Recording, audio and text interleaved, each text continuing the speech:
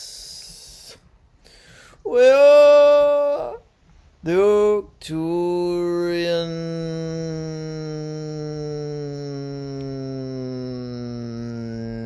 Council. Well, please to connect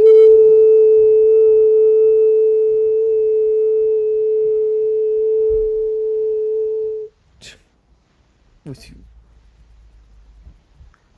Hello, how have you been doing? Yes, we have been ourselves, and we have been expanding into more of ourselves, and that has been a blissful experience. How have you been faring there on planet Earth? Um, Pretty good, I guess. Can you tell me more about becoming an Earth ambassador? It means that you will be advocating for humanity with the ETs. You will be representing your people and your interests, and at times having to explain why humanity is the way that they are. In fact, you will receive a lot of questions about the history of humankind and how you believe humanity got itself into the mess that you did before eventually coming to your senses and becoming a unified whole, because some ETs will assume that you could regress and go back into your warlike ways, into your divisive ways, and the greed and the lust for power and so on that people have experienced for millennia there on your world will be something that ETs will need to understand. And so an Earth ambassador is a spokesperson for humanity who tells the beings that he or she is in contact with what humanity is all about now, what your desires are now, and also explains that past history that has not always been so lovely. Why do you think that humanity has gotten into the that situation that we're in right now? Well, you were created from beings who had their own flaws. In other words, humanity was an orchestrated race, and the beings who took part in that co creation of the human form as it exists on Earth today were not perfectly aligned with Source in those moments. They were operating more as gods with a lowercase g and thinking that they could bring you all into a higher level of consciousness through genetic manipulation rather than through teaching you how to be, how to love, how to exist and create your reality, and all the things that you really needed to know. That didn't come till later on. And by that time, you had already created a lot of karma, you had already created a lot of trauma, you had already had a taste for power and for greed and for dominion over others and so on.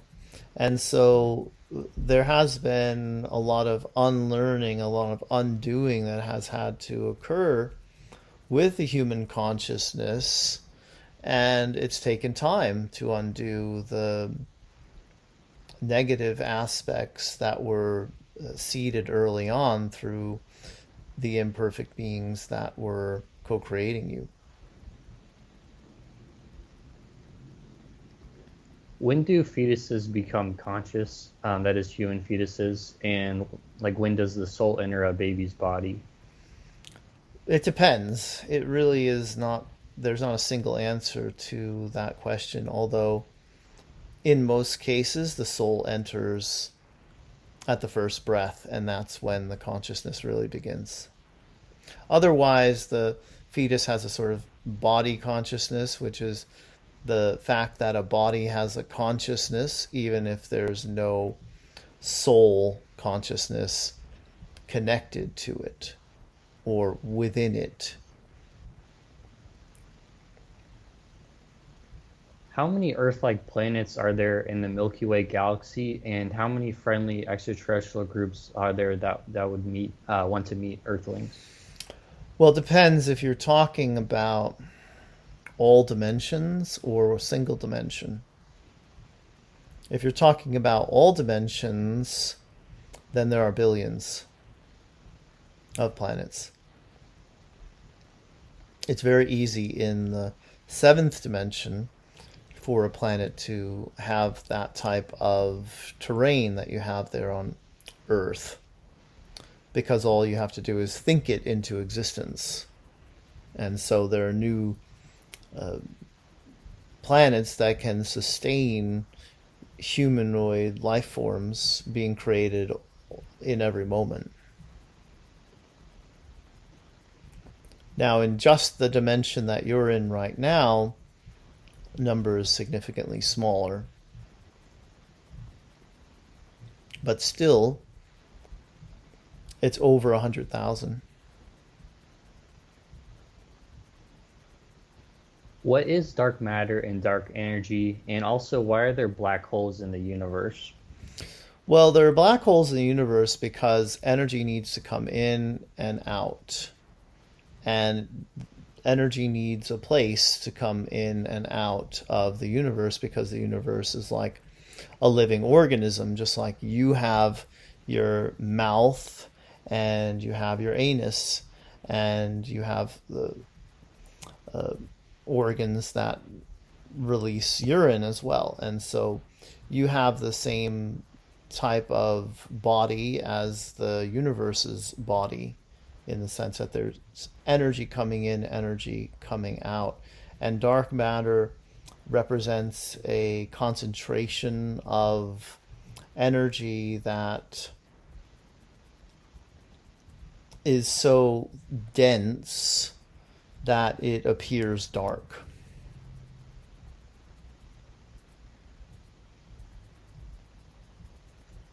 With all the telescopes that we have, like humans have, like the Hubble Telescope, will we find signs of extraterrestrial life or ships? And also, with the new James Webb Telescope, what will we discover? You will discover these things, and it will be a part of the soft disclosure rollout that helps humankind get comfortable with the idea of extraterrestrial life forms coming to you, and that will open you up eventually to the first contact experience. And with the new telescope, you're going to be able to see new galaxies. You're going to be able to discover them. In other words, they'll be new to humanity.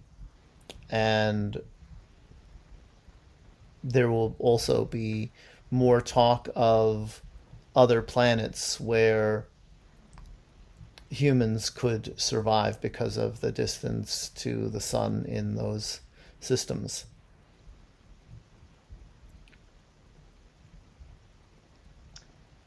There's a certain topic that I've probably discussed with you in the dream state, but I don't remember what you've told me. Do you know the answer to my questions or concerns? We do, but Daniel doesn't, and he's a necessary part of the process here to communicate verbally Okay. what we want to. Okay.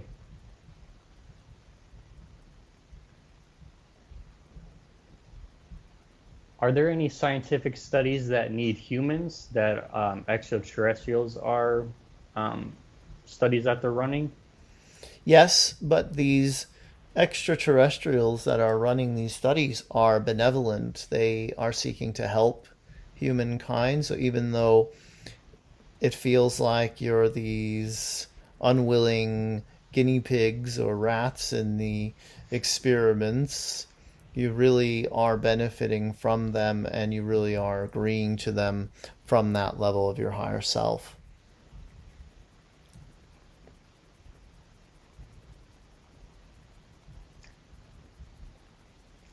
I'm really interested in interacting with ETs.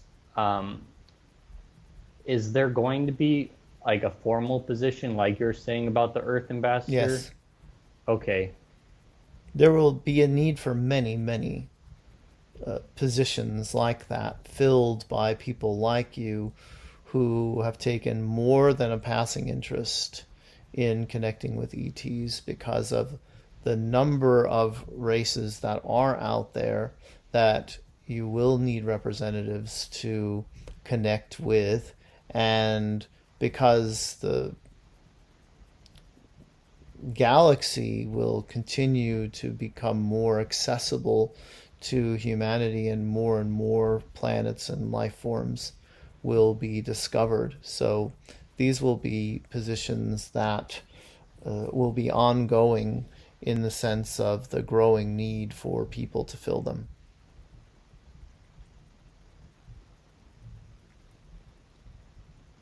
Does NASA know that aliens exist and are they keeping it a secret? Yes, and yes. To what degree do they know or Mhm. Well, it's a big organization where not everyone is given that briefing, but the ones who do know, we'll say about 6% of what's really out there.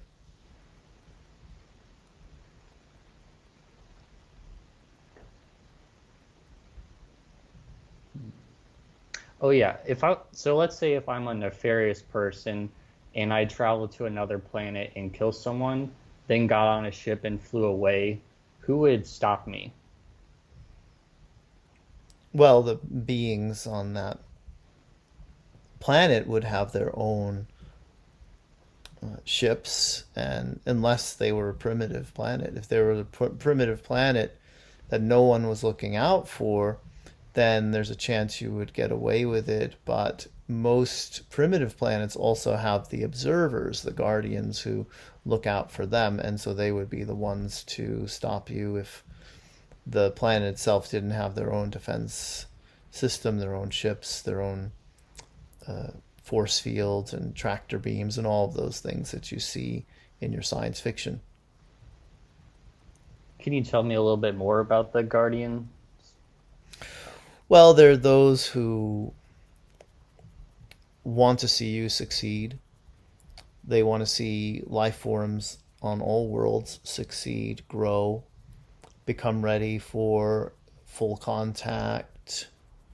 They understand the interconnectedness of all beings. They know that interference is not the right way. They do know that helping is the right way and is necessary in some cases and has a huge impact. And they do have a huge impact just by observing. So the Heisenberg principle that when you observe something, you automatically change it occurs in the instances with ETs observing the races that they're observing on the planets that they are there to protect and to look out for.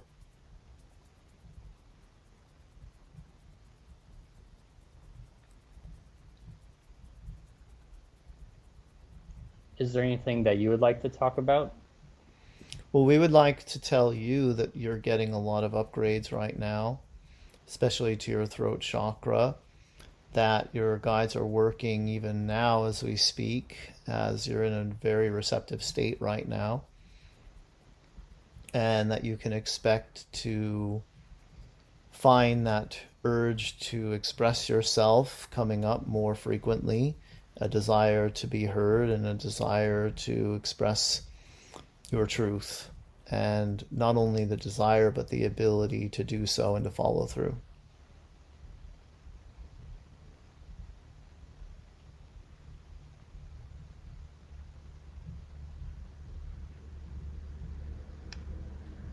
Is there anything else that you would like to say before closing? I think we're getting a little bit low on time, so. Well, the human race at this time is making a big impact on the rest of the galaxy and universe because of what you're going through collectively with the pandemic. And a lot more eyes and consciousnesses are on you at this time, observing and also helping to find solutions to the problem that would fall into the category of non-interference. But the impact that you're having really is that there's a heightened awareness of a need for better systems of government, education, commerce, banking, all of that, and the desires that are being born out of this time that you're living in are enormous, and those desires move a lot of energy to you. And so all it takes is one person to open up to all the help that's coming in from the higher realms and from the higher consciousness in your own dimension in order to make that huge impact that a single person can have on the human collective. That's very cool. So yes, we should pretty much all be meditating to anchor in the energies. Yes. As many of you as possible will help. Okay. Thank you so much. It's been a pleasure speaking with you. Yes, it has been a pleasure for us as well. We are the Arcturian Council, and we have enjoyed connecting with you.